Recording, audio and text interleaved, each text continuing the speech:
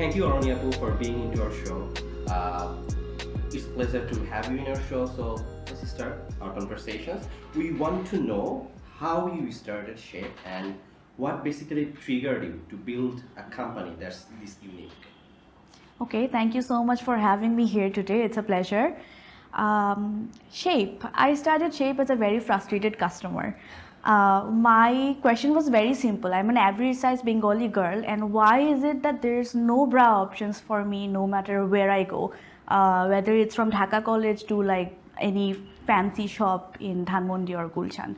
And the core problem after months of research I realized was that no one was making lingerie for Bangladeshi girls.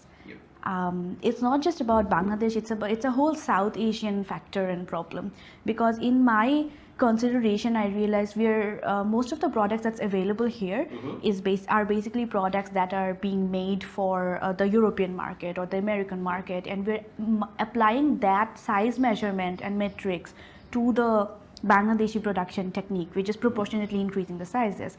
But that's not true, because imagine a European young woman and a Bengali young woman. Our body type is not similar. The structure is different.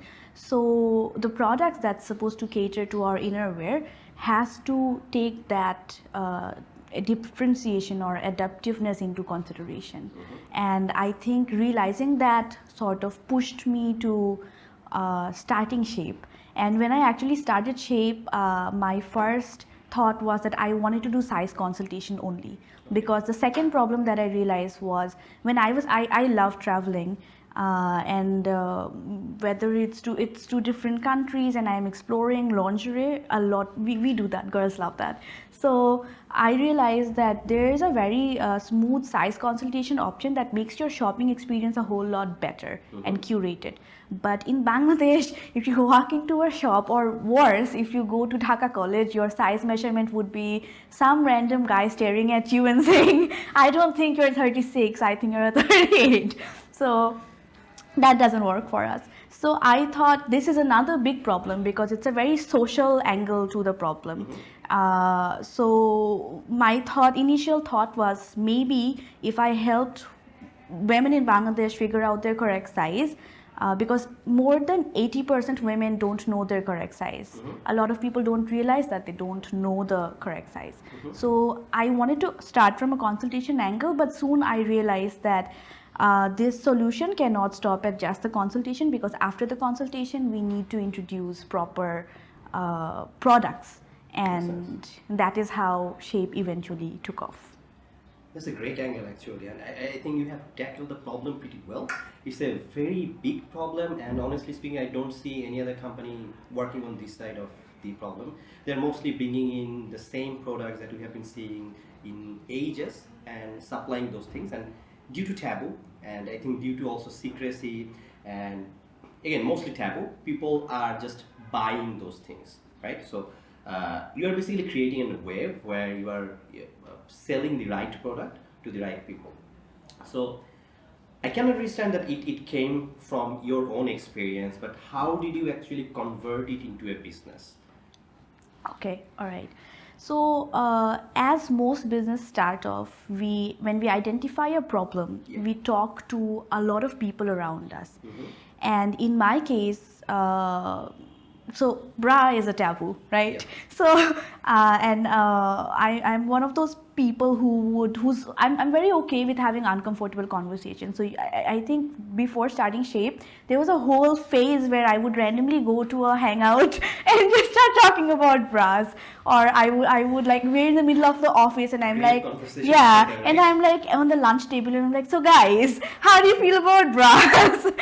And I realized that the moment I bring up the topic, after you get through that initial 30 seconds of awkwardness, and women just rant. Like, I am sure you just ask someone, how are you feeling about your bra? Like, it's poking, it's hurting, I don't like wearing it 18 hours of the day, it looks good, but like, there's like so many problems. And then it made me realize, because I understood my part of the problem, which was basically, why are bras not size inclusive? There's a lot more problems, because wearing a wrong bra size actually is a contributory factor to long-term health damages. Like, for example, women in our mid-20s are now having severe chronic back pain. One of the core reasons is bad bras or wrong sizes of bras. Sometimes this also contributes to breast cancer in the long run. A lot of people have, like, marks on their body that builds over years, and this is something they're not being able to talk about, and no one has been talking about it for years. And when I started that conversation, I didn't know there was going to be any shape. I didn't know I was going to start a company, but talking to all these people made me so strongly feel like, okay, somebody needs to do something about it. Why is no one doing anything about it? And I think there was a point of, I would say, desperation and passion that came together for me, where I was like, okay, I think I will do something about it. And that is how eventually this got converted into a business, or the fact that I will do business. That decision came along. After that, a lot of things happened. I had to look into how am I going to start. I needed capital to start. I needed resources like marketing. I needed help in terms of how do I source these products, because on day zero I cannot just walk into a factory and tell them, okay, I want this kind of lingerie, make this for me. I'm not even a fashion designer, so like how was I going to brief someone? Like, what if someone just gives me the same lingerie that they're making for a European brand? So there was like a lot of challenges. I had to learn a lot. I had to study a lot. My background is in journalism, but I think all I've studied last 2 years is like lingerie and techniques and stuff like that. So yes, this is how Shape started. Okay, so once you have the idea, you have to now bring in lingeries, you have to take care of the supply part, and you have to take care of the demand part as well, like giving this message to your end customer. So what did you do to do this? Like in the supply part, what did you do to start things off? And in the demand part, how did you let your customers know about Shape as well? Right, okay. So we read this in my educational background, aside from journalism, was basically business in school. And I think in class 7 they taught us something that we forget while we're growing up, is every new business has to be a solution to a new problem or an existing problem. If it's not solving a problem, it's not a good business. Like, I could go open a boutique and sell as many salwar kameez I want, but that won't be solving a new problem. So with lingerie, in my case, was I identified that there was a problem that no one was talking about. So my first step was trying to get people, at least around me, to start having this conversation. Like, is something really wrong with lingerie, or is it just me? When I got that notion that, okay, it's not just me, it's a bigger problem. When I started, it was just me and my friends who had this problem, I thought. Then I realized, no, this problem is like all over Dhaka, then all over Bangladesh. Now I realize this is all over the South Asia. With that in mind, we identified there were like 10-15 different problems, and I couldn't solve all of that with just like any product I brought in. So I identified what were the biggest struggles. Like, there were 3-4 pointers that I remember we noted down that was the highest point of struggle for everybody. And then I started looking into existing products that might have already been existing in other parts of the world that might bring a solution to this problem. And this is how I worked with someone from my team to do the right product sourcing. So I think we started out with our seamless bras, and this solved more than just the comfort angle of the bras. This solved a social problem. So I'll give you an example. When we wear bras with like t-shirts and stuff, and when there's a very thin lining of the bra popping out, there are lots of people who would have a problem with it. A girl would walk down the street and someone would be called off, what size are you wearing, or something like this. Or like if the color is visible, like you're wearing a white t-shirt with a blue bra, and someone would actually comment about it. So our seamless bra solved that problem. Like, when you're wearing that product, no matter how thin of a fabric you're using or what color outfit you're wearing, nothing shows. It's seamless. And of course it was comfortable and solved other lingerie struggles. So we started off with that product, and people loved it. Because this is something I very proudly say, that there are lots of brands across Bangladesh who've been providing lingerie for all these years. What Shape did differently is we started off by thinking, what's the problem here? Yeah. And we're a very solution oriented company. So that is something in terms of this is where sourcing and the marketing came together for us, like we sourced something that solved a problem that we could talk about in our marketing. And this is something that really worked for us, and people loved that factor that they're trying to talk about something that people are not comfortable addressing yet. Okay. So in terms of marketing, or let's say demand generation, so normally, again, I do believe this is something that would go a lot from word to mouth as well. But what else worked for you? Did you do any, like, let's say, influencer campaign? Did you spend in Facebook ads, Google ads, or any other innovative things? So just let us know what marketing tactics worked for you in the longer run. Okay. So a few of the tactics that worked really well for us is, one, moving into a platform where other people were not treating it as a business or lead generation platform, which was Instagram for us. Okay. Right now things are a little different. 2 years back, think about it, no one saw Instagram as like a sales channel. And we started off at Instagram.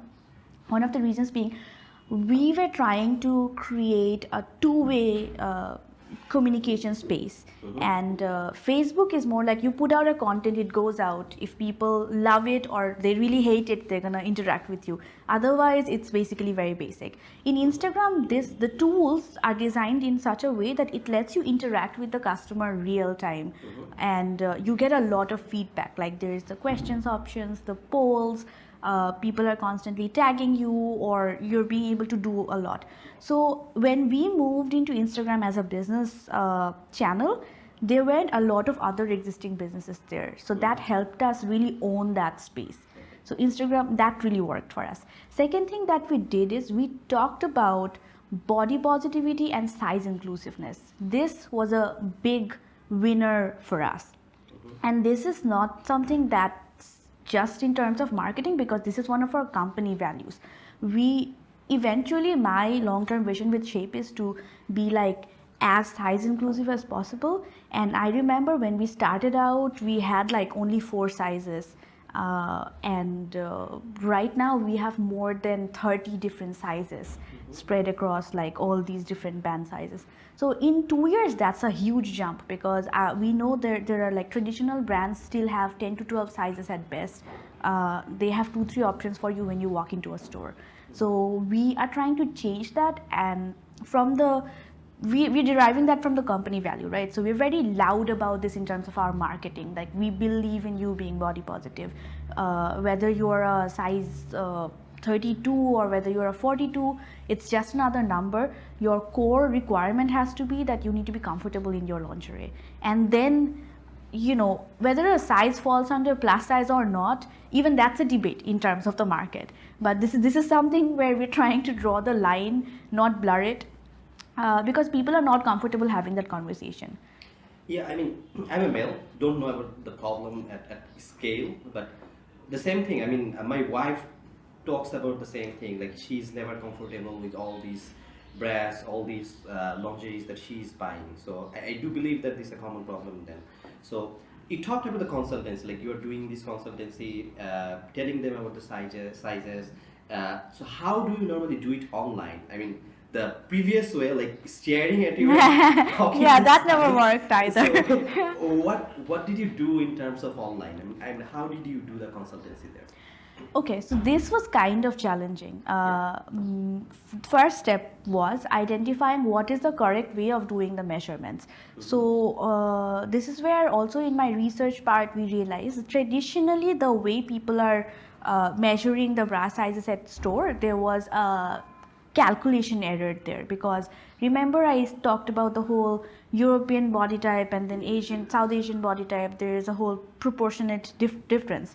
So it took us some trial and error on our part to identify which size metrics or calculation system worked best for our women. Once we identified that, for the offline measurement system, we put that into a formula, and then we had to convert this to how do we do this digitally, because people won't be able to come down, or we didn't have any store. This is when we what we did is we basically started simplified the system in such a way that we would have to ask our customers to give us two measurements, which is their bust size and their torso size. Once they drop those two numbers to us, we use our formula to do the calculation, and we bounce back to them with their size, the accurate size. And there's something called sister sizing in lingerie, that is the alternative sizes, one size up and one size down, that you could wear if you don't find your exact size at a store. So we bounce back to people with those three size options, and we tell them this is your size tentatively. And because we're doing this digitally and it's very hard to do it perfectly accurately, we provide them with a exchange option, which is very rare in Bangladesh. You don't get exchange in any lingerie shop, I think. So that's one of the options that we've kept open to make sure, because we could also make mistakes in terms of sizing and stuff. So this was quite a challenge to convert this digitally. Now we actually also developed this automated system to just generate the size, but we are currently using it internally for our team to save time, because we have like a lot of messages. But we're thinking about opening that up to the public, so that anyone can just go to the site and find their size. Yeah, I feel like we should start talking about male undergarments as well. Maybe something for the Okay, so how are your company growing? I heard that you started with something around 20-30 orders per month, and now it's almost 30-40x of that. So it's almost growing very fast, as I can see. So what's for the future? I mean, what the target you have in your mind that you want to go into, let's say, next 2 or 3 years? It's hard for me to define that in terms of how many orders I see per month happening like 2 years from now. But I will share where I see shape in 2 to 3 years. Like when we started out, we were just on Instagram. We had 20 orders per month, which was not a lot. And then sometime down the line, we had 5 times that, and then it sort of amplified. Now we have an offline store in Bonani, which is something that I did not expect would happen in 2 years.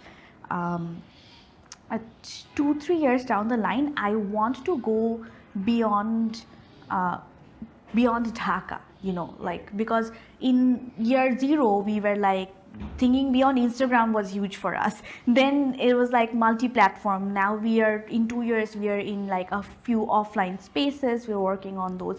But I want to soon, in the next 2-3 years, be in other parts of Bangladesh, Chittagong, Sylhet, Khulna, and all these other places. And then a little further down the line, I imagine we should be able to move to other countries, because I feel this is not a Bangladeshi problem. This is a problem that exists in Asia, in India, in Indonesia, in all these other neighboring countries. And I think we have a good market to go out there and solve those problems. I do have an interesting vision sometime down the line, I don't know when. I love airports, so I want to have a shape shop at an airport someday. Yeah, that's you should have. I mean, maybe something after the L'Oreal shop, or maybe after Marcus and Spencer, and then the shape. Yeah. Start with Bangladesh. Might be easier. Yeah. So, I mean, everything is a good story. Everything actually inspires us a lot.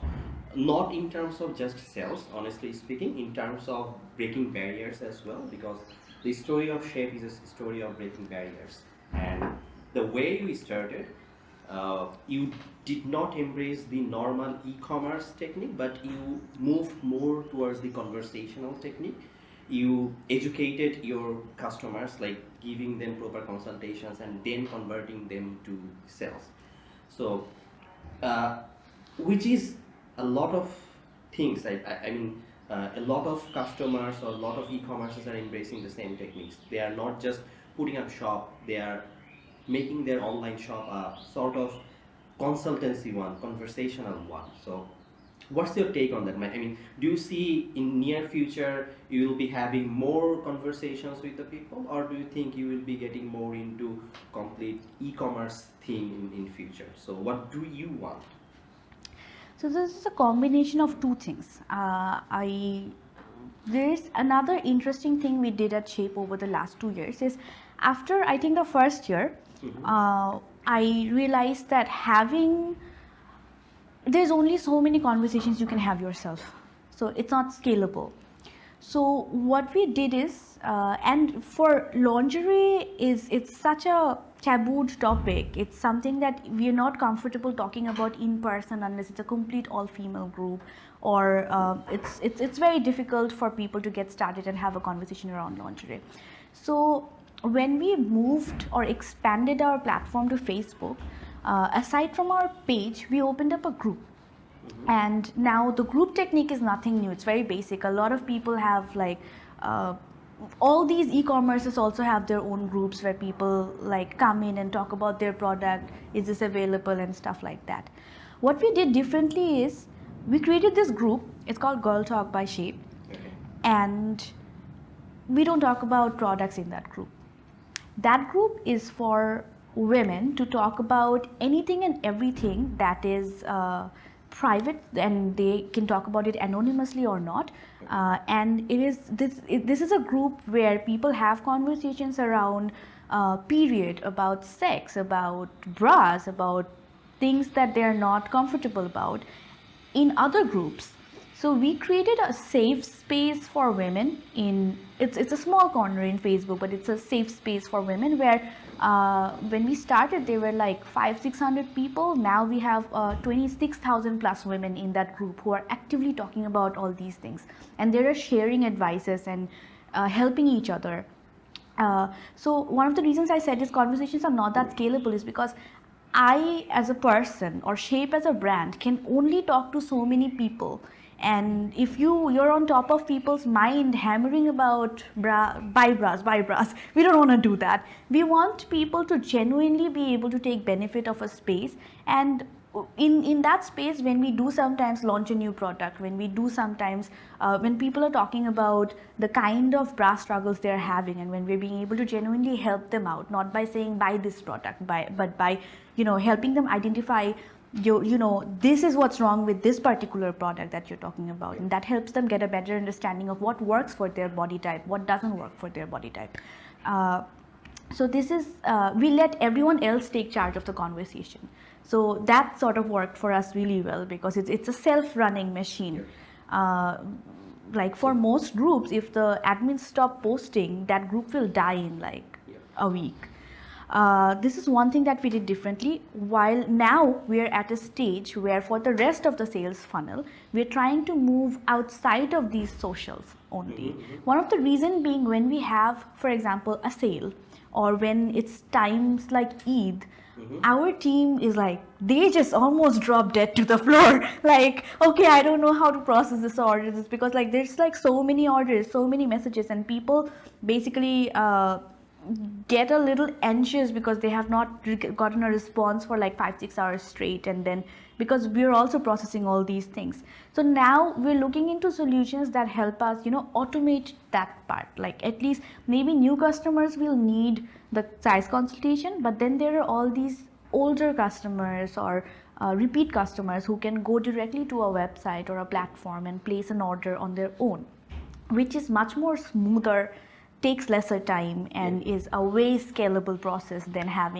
talking to someone on a Facebook Messenger to place an order. Completely makes sense. I think we also see the same problems in multiple stores, and the whole MyAlice team is pretty excited to build a solution that actually can handle all these problems. And yeah, let's talk about this after the podcast. So I think this was a very enlightening talk. Our audience really love all these sort of conversations where we put up challenges and we solve those, and you are really an embodiment of that. You started with something that was not there, that was a huge problem, but no one is talking about that, and made it into a business, made it into a sustainable business, and actually growing that. So of course, congratulations to you. Great work. see how it goes. We are by your side. Thank you so much.